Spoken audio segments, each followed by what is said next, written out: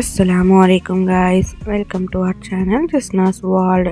இன்னைக்கு நம்ம வந்து ஒரு மிக்சட் போண்டா ரெசிபி தான் பார்க்க போகிறோம். ஸோ அதுக்காக ஆனியன், அதுக்கப்புறம் கேரட், அதுக்கப்புறம் டொமேட்டோ இதெல்லாம் கட் பண்ணி வச்சுட்டு 2 முட்டையை பாயில் பண்ண போட்டிருக்கேன். அதுக்கப்புறமா வந்து ஒரு 4 to 5 உருளைக்கிழங்கு எடுத்து அதை ஹாஃபாக கட் பண்ணி அதில் வந்து தேவையான அளவு உப்பு, கொஞ்சம் போல் மஞ்சள் பொடி போட்டு தேவையான அளவு தண்ணி ஊற்றி குக்கரில் வந்து விசில்ஸ் போட வச்சுட்டேன். ஒரு 4 to 5 விசில்ஸ் தாராளமாக வரட்டு.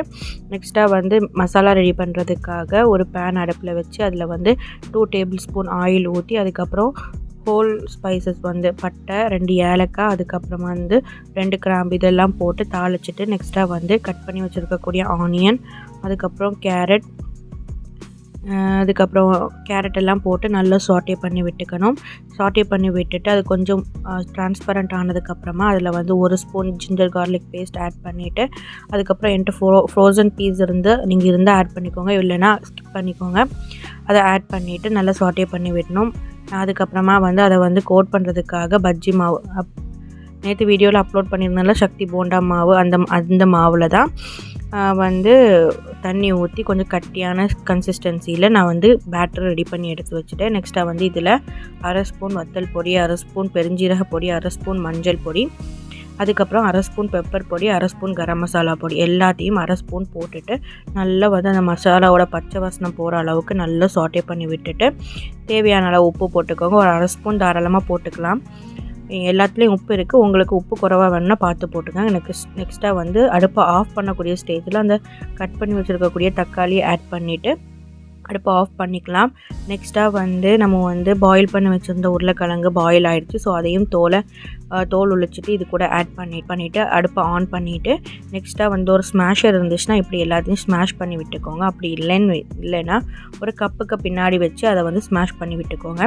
நெக்ஸ்ட்டாக வந்து பாயில் பண்ண ஒரு எக்கை வந்து இந்த மாதிரி குட்டி கிரேடரில் கிரேட் பண்ணி அதையும் இது கூட ஆட் பண்ணி நல்லா வந்து எல்லாத்தையும் மிக்ஸ் பண்ணி விட்டுட்டு கொரியாண்டர் லீஃப், மல்லி இலை இருந்து அதையும் அது கூட ஆட் பண்ணி நல்லா சாட்டே பண்ணி விட்டுட்டு அடுப்பை ஆஃப் பண்ணிவிட்டு இதை வந்து நான் வந்து ஆற வச்சுட்டேன். அன்றைக்கி டைம் ஆகிட்டனால நான் வந்து இதை வந்து டக்குன்னு பிடிச்சிட்டு நீங்கள் வந்து ஆற வச்சு பிடிச்சிக்கோங்க. அதுக்கப்புறம் ஒரு பேனில் ஆயில் ஊற்றி அதையும் நல்லா ஹீட் பண்ணேன்.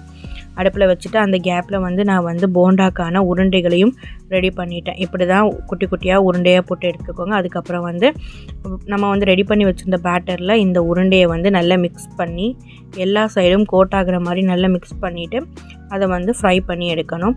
ஸோ வந்து இப்படி வந்து கொஞ்சம் ஹை ஃப்ளேம்லேயும் மீடியம் ஃப்ளேம்லேயும் மாற்றி நல்லா கிறிஸ்ப் ஆகுறது அளவுக்கு ஃப்ரை பண்ணி எடுக்கணும். நான் வந்து 2 பேட்சையும் இது கூடயே போட்டு நல்லா ஃப்ரை பண்ணி எடுத்துட்டேன். இந்த மாதிரி ஃப்ரை பண்ணால் நம்மளுக்கு நல்ல கிறிஸ்பியான ஒரு மிக்சட் போண்டா ரெசிபி ரெடி ஆயிடும். கண்டிப்பாக ட்ரை பண்ணி பாருங்கள். மஸ்ட் ட்ரை ரெசிபியாக இருந்துச்சு. இந்த இஃப்தாருக்கு வந்து என்ன செய்கிறதுன்னு குழம்பிட்டு இருக்கீங்களோ அப்போ உங்களுக்கு ஒரு நல்ல ஒரு சாய்ஸாக இருக்கும் இந்த போண்டா. கண்டிப்பாக ட்ரை பண்ணி பார்த்துட்டு எப்படி இருந்துன்னு கமெண்ட் பண்ணுங்கள். ஸோ வந்து நல்லா சூப்பர் டேஸ்ட்டாகவே இருந்துச்சு.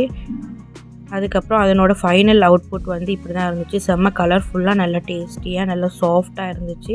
நோன்பு திறந்துட்டு என்னோடய ஹஸ்பண்ட் வந்து இதை வந்து பிச்சு காணிக்கிறாங்க. ஸோ வந்து செம்ம கிறிஸ்பியாக நல்ல டேஸ்டியாக கலர்ஃபுல்லாகவே இருந்துச்சு. நெக்ஸ்ட்டாக வந்து எங்கள் வீட்டில் என்ன ரெசிபிலாம் இருந்துச்சுன்னு பார்த்துருவோமா இஃப்தாருக்கு.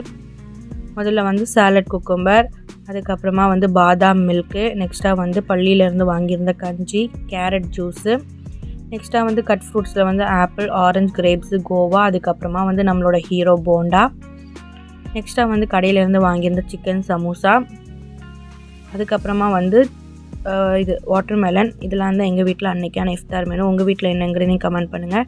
என்னோடய சேனல் உங்களுக்கு பிடிச்சிருந்தால் மறக்காமல் சப்ஸ்கிரைப் பண்ணி சப்போர்ட் பண்ணுங்கள். தேங்க்ஸ் ஃபார் வாட்சிங்.